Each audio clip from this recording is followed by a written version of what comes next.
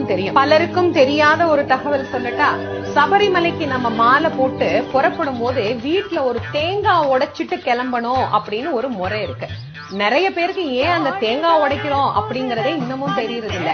ஏதோ ஒரு சாஸ்திரத்துக்காக உடைக்க சொன்னாங்க அப்படின்பாங்க. அதே மாதிரி மலைக்கு போயிட்டு வீட்டுக்கு வந்து ஒரு தேங்காய் உடைச்சிட்டு தான் வீட்டுக்குள்ள வரணும் அப்படின்னு ஒரு முறை இருக்கு. எதுக்காக அப்படின்னா, நாம் ஐயப்பனை சந்திப்பதற்காக மலைக்கு செல்லும் இந்த காலத்திற்குள்ளாக நம்முடைய வீட்டை காவலாக நின்று பாதுகாக்கக்கூடிய கருப்பண்ணசாமிக்கு தான் அந்த தேங்காய் உடைக்கிறது. தேங்காய் உடைச்சிட்டு நான் மலை சென்று வருகிற வரைக்கும் என் வீட்டில் இருப்பவர்களுக்கு நீயே காவலாக இருந்த அருள் புரி அப்படின்னு கருப்பண்ணசுவாமியை வேண்டிட்டு நீங்க போனீங்கன்னா அவர் அங்கே காவலுக்கு நிற்பார்.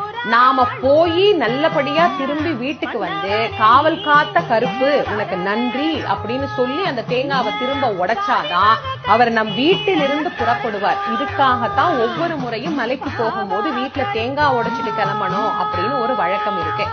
ஒவ்வொரு ஐயப்பன் பக்தனுடைய வீட்டிலேயும் காவலாக இருந்து அருள் புரியக்கூடிய தெய்வம் இந்த கருப்பண்ணசுவாமி அப்படின்னா எவ்வளவு அற்புதமான ஒரு தெய்வத்தை எம்பெருமான் தன்னுடைய ரூபமாக அனுப்பியிருக்காருன்னு பாருங்க.